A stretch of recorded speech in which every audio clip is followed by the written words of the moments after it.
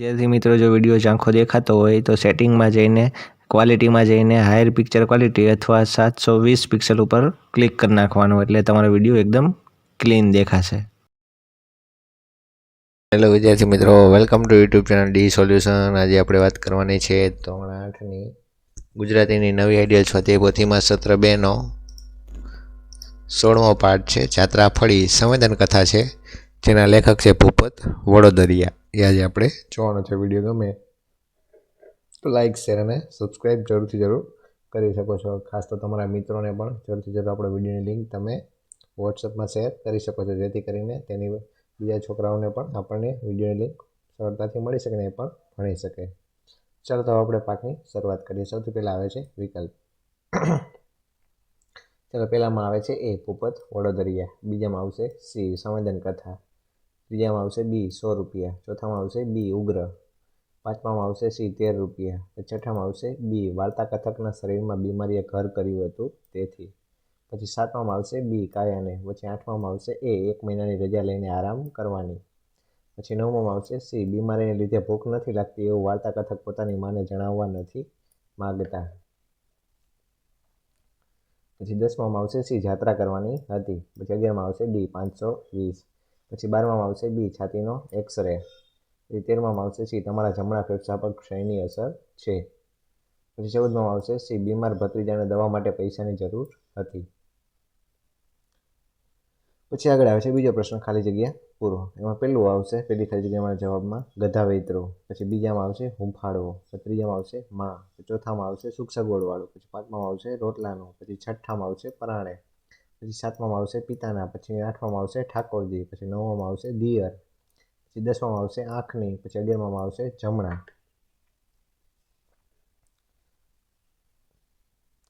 ત્રીજામાં આવશે નીચેના વિધાનો ખરા છે કે ખોટા તે જણાવો। ચાલો પહેલામાં આવશે ખરું, બીજામાં ખોટું, ત્રીજામાં ખોટું, ચોથામાં ખરું, પાંચમામાં ખોટું, છઠ્ઠામાં ખોટું, સાતમામાં ખોટું, આઠમામાં ખોટું, નવમામાં ખરું અને 10મામાં આવશે ખોટું। ચાલો પછી ચોથો પ્રશ્ન છે, પાઠના આધારે વાક્ય કોણ બોલી શકે છે તે જણાવો। ચાલો પહેલું વાક્ય બોલે છે, પહેલાના જવાબમાં આવશે વાર્તા કથકની માં, બીજામાં પાનાચંદ, ત્રીજામાં વાર્તા કથક, ચોથામાં ડૉક્ટર વસાવડા, પાંચમામાં કાકીમાં, છઠ્ઠામાં વનરાવનદાસ। ચાલો પછી પાંચમો પ્રશ્ન છે, નીચેના વાક્યને પાઠના ઘટના પ્રમાણે ક્રમ નંબર આપો। તો ચાલો પહેલું વાક્ય આવશે કે વાર્તા કથક એક શેઠને ત્યાં 100 રૂપિયા પગારથી નોકરી કરતા હતા। પછી બીજું આવશે ડૉક્ટર વસાવડાએ વાર્તા કથકની છાતીનો એક્સરે લીધો। પછી ત્રીજું આવશે કાકીમાં વાર્તા કથકના વતનમાં રહેતા હતા। પછી ચોથું આવશે કાકીમા પાસે 501 રૂપિયા રોકડા હશે। પછી પાંચમું આવશે કે શેઠે વાર્તા કથકને 1 મહિનાની રજા અને 57 રૂપિયા રોકડા આપ્યા। પછી છઠ્ઠું આવશે કાકીમા બોલ્યા ઠાકોરજી સુવાણ કરી દેશે। પછી સાતમું આવશે કે કાકીમાએ 500 રૂપિયા વાર્તા કથકના ઓશિકે મૂક્યા।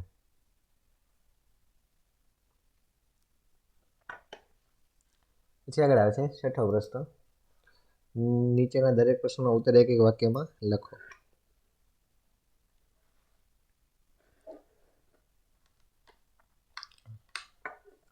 ચાલો પહેલાના જવાબમાં આવશે કે વાર્તા કથકના પરિવારમાં તેઓ તેમના પત્ની અને તેમની માતા રહેતા હતા।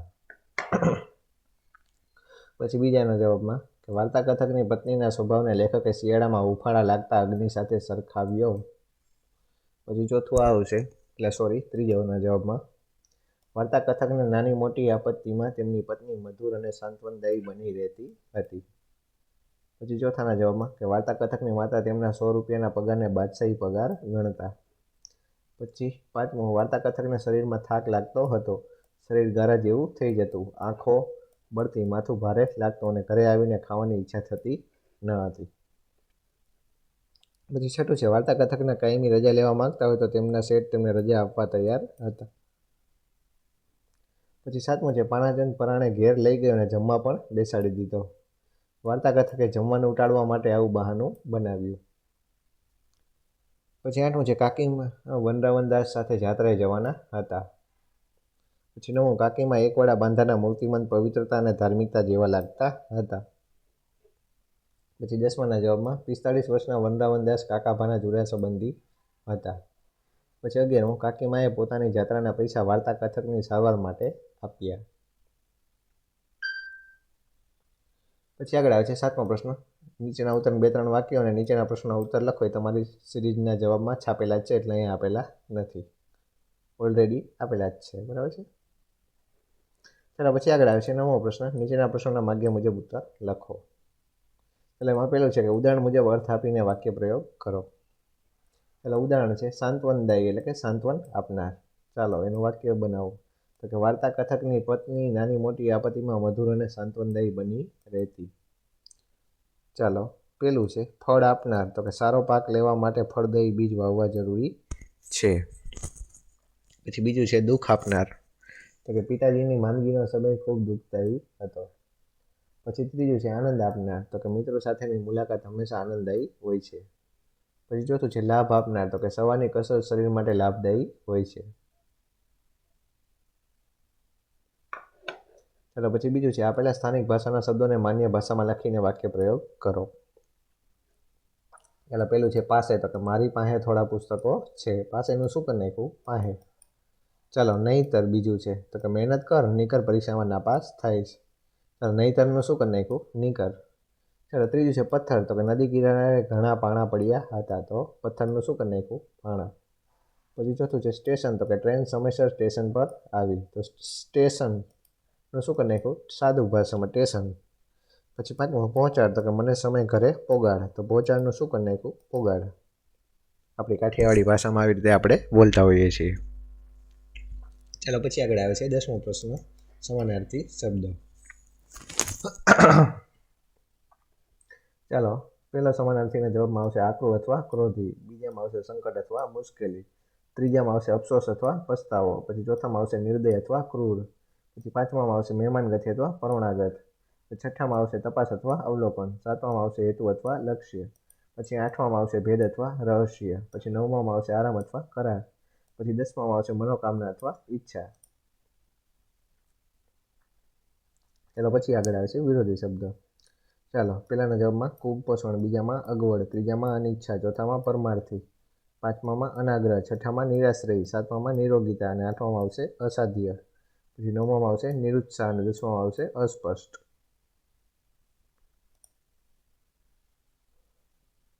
ચાલો પછી આગળ આવે છે 12મો પ્રશ્ન.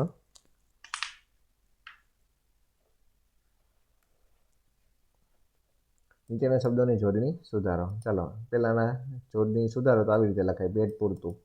પછી બીજામાં કાઠિયાવાડી. પછી ત્રીજું નિરીક્ષણ. પછી ચોથું દિનચર્યા. પછી 5મું જળજળિયા. પછી 6થું બુટિયું. પછી 7મું ધાર્મિકતા. પછી 8મું જર્જરિત. પછી 9મું પુનિત. પછી 10મામાં આવશે અભિલાષા.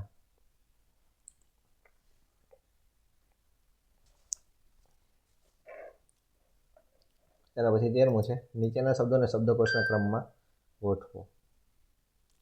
ચાલો પેલું છે કકાના ક્રમમાં ગોઠવાના. તો પહેલાના જવાબમાં પહેલા આવશે જીવન સંગ્રામ, પછી દયા, પછી વતન, પછી વાતચીત, પછી આવશે હાથ પગ. ચાલો પછી બીજાનામાં ઓળખાણ, પછી દિનચર્યા, પછી નિદાન, પછી માણસ, પછી આવશે પ્રભુ સેવા. ચાલો પછી 14મું છે નીચે આપેલા શબ્દના ધ્વનિ એટલે કે સ્વર વ્યંજન છૂટા પાડીને લખો. ચાલો તો પહેલાના જવાબમાં આવશે ક, ઓ, થ, અ, ળ અને ઈ. પછી બીજામાં આવશે આ, પ, અ, ત, ત, ઈ. પછી ત્રીજામાં આવશે આ, ત, ઈ, થ, ય, અ. પછી ચોથામાં આવશે પ, ઉ, હણ, ય, અ, દ, આ, ન અને અ. પછી 5મામાં આવશે ક, અ, લ, પ, અ, ન અને આ. ચાલો પછી 15મું છે નીચે આપેલા ધ્વનિઓ જોડીને શબ્દો બનાવીને લખો. તો આવી રીતના આપ્યું છે અને જોડીને તમારે શબ્દો બનાવવાના છે. તો પહેલાના જવાબમાં આવશે રૂપિયા, બીજામાં આવશે ઓચિંતો, ત્રીજામાં દિનચર્યા, ચોથામાં બંગડી અને 5મામાં આવશે આગ્રહ. પછી આગળ આવે છે 16મો. નીચેના શબ્દ સમૂહ માટે એક એક શબ્દ આપો. તો શબ્દ સમૂહના પહેલાના જવાબમાં આવશે ગધા વેતરું, બીજામાં જીવન સંગ્રામ, ત્રીજામાં ઠાકોરજી, ચોથામાં ખાધા ખરચ, 5મામાં નિદાન અને 6ઠામાં આવશે અસાધ્ય. પછી આગળ આવે છે 17મો પ્રશ્ન. રૂઢિપ્રયોગના અર્થ આપો અને વાક્ય પ્રયોગ કરો. ચાલો પહેલો પૂછ્યું છે આપણને વર્તાઈ જવું, તો એટલે કે ઓળખાઈ જવું. વાક્ય પ્રયોગ શું થશે? તો કે એના ચહેરા પરથી દુઃખ વર્તાઈ જતું હતું. પછી બીજું છે ઢગલો થઈ જવું. તો કે ખૂબ થાકી જવું. એટલે વાક્ય પ્રયોગ શું થશે? તો કે આખો દિવસ કામ કર્યા પછી ઘણા લોકો થાકીને ઢગલો થઈ જાય છે. પછી ત્રીજું છે જીવ બાળવો એટલે કે ચિંતા થવી. એનું વાક્ય થશે કે દીકરાની બીમારીના સમાચાર સાંભળીને માનો જીવ બળવા લાગ્યો. પછી ચોથું છે હિંમત હારી જવી એટલે કે નાસીપાસ થઈ જવું. એનું વાક્ય થશે કે મુશ્કેલ પરિસ્થિતિમાં ક્યારેય હિંમત હારી જવી જોઈએ નહીં. પછી પાંચમું છે હૈયારી આપવી, તો કે સાંત્વના આપવી, સધિયારો કે સહારો આપવો. વાક્ય થશે કે પડોશીનું અવસાન થતાં તેમના ઘરે જઈને પરિવારને હૈયારી આપી. પછી છઠ્ઠું છે પાણાઈ નહીં પડવા એટલે કે કોઈ બીમારી ન હોવી. એનું વાક્ય થશે કે સારો ખોરાક લેવાથી શરીરને પાણાઈ નથી પડતા. પછી સાતમું છે મન મોડું પડી જવું એટલે કે ઈચ્છા ઓગળી જવી. એનું વાક્ય થઈ છે કે પરીક્ષામાં ઓછા માર્ક્સ આવવાથી તેનું મન મોડું પડી ગયું. પછી આઠમું છે કંઠ રૂંધાઈ જવું એટલે કે દુઃખને કારણે હૈયું ભરાઈ જવું. વાક્ય થઈ છે કે ડૉક્ટર સાથે વાત કરતાં દર્દીનો કંઠ રૂંધાઈ ગયો. ચલો 18મો છે મારો યાદગાર પ્રવાસ. એની ઉપર નિબંધ લખવાનો છે, તો એ તમને અંદર આપેલો જ છે, બરાબર. ચલો અહીંયા તમારો પાઠ થાય છે પૂરો. વિડીયો કેવો લાગ્યો તે કોમેન્ટ કરજો, અને ખાસ તો તમારા બીજા મિત્રો હોય તો એને પણ જરૂરથી જરૂર આપણે વિડીયોની લિંક તમે વોટ્સઅપમાં શેર કરજો, જેથી કરીને દૂરના છેવાડાના વિદ્યાર્થી સુધી આપણો વિડીયો પહોંચી શકે અને એ પણ ભણી શકે. ચાલો તો આપણે વળી પાછા મળશું નવા વિડીયોમાં. વધારે વિડીયો જોઈએ તો પ્લેલિસ્ટમાં મૂકેલા છે, ત્યાંથી પણ તમે જોઈ શકશો. ચાલો તો વળી પાછા મળીએ નવા વિડીયોમાં. ત્યાં સુધી જોતા રહો આપણી ચેનલ ડી સોલ્યુશન.